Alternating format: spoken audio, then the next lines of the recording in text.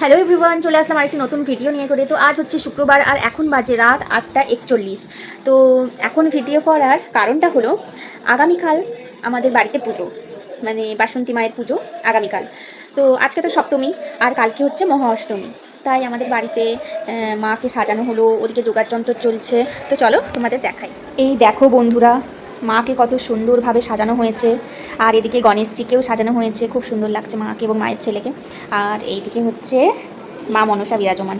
তো তোমরাও জানিও মাকে কেমন লাগছে, অবশ্যই কমেন্টে জানিও, আমাদের বাসন্তী মা।